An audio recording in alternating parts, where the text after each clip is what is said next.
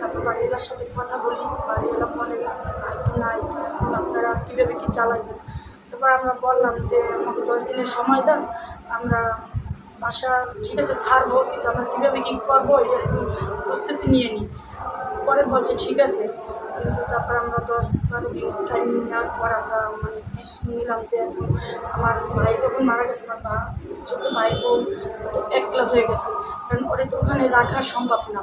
তারপর আমরা ভাবলাম আমার ভাই ছোটো ছিল, ভাই ক্যান্টারে ওখানে যে বাসা ছিল, বাসার মৃত্যুর পরে তারা মারা যাওয়ার পরেই তারা পরের দিন ফোন দিয়ে বলে যে আপনার বাসা ছেড়ে দিতে হবে, আপনার বাসা কী করবেন।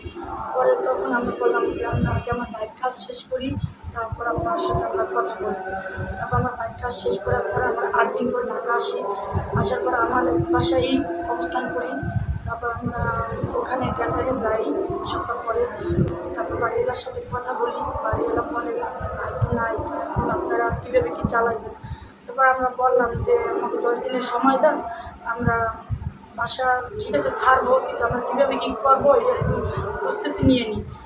পরে বলছে ঠিক আছে, কিন্তু তারপর আমরা 10-12 দিন টাইম নেওয়ার পর আমরা নিলাম যে আমার ভাই যখন মারা গেছে, আমার ছোটো ভাই বোন একলা হয়ে গেছে, কারণ ওরা তো ওখানে রাখা সম্ভব না। তারপর আমরা ভাবলাম যে মাল সামানাগুলো ঘর ছেড়ে দিয়ে মাল সামানাগুলো আমরা নিয়ে যাই। আমরা নিয়ে গেলাম দেশের বাড়িতে, আর আমার ভাইয়ের স্ত্রীকে আমরা আমার কাছে রাখলাম। ডেলিভারি হওয়ার পর্যন্ত আমি যত দায়িত্ব আছে পালন করি। তারপরও বাবা আছে, মা আছে, তারপর তাদের কাছে থাকবো। এই পর্যন্ত এখন পর্যন্ত ডিসিশন হয়েছে।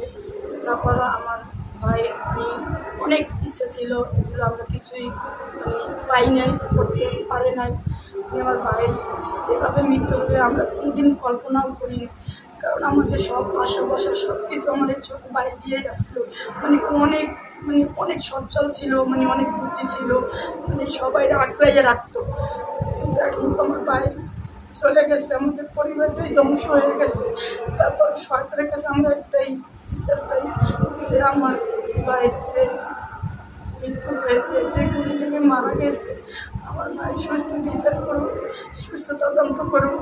আর আমার ভাইয়ের যেখানে কবর দিয়েছি, আমাদের দরজার মাথায় কবর দিয়েছি, ও জায়গায় একটা বড় একটা রাস্তা আছে।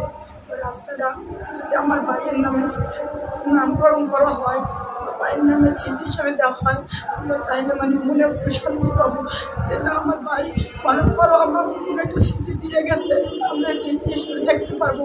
আর যে অন্য কত সন্তান আসতে আসে, ওই সন্তানও ওর বাবার একটা স্মৃতি দেখতে পারবো। কারণ ওর তো বাবার মুখই দেখা হয় না, স্মৃতিই পাবে না ওর বাবা। তাও আমার ভাই যদি জিনিসটা হয়, তাহলে আমার ফ্যামিলি সবাই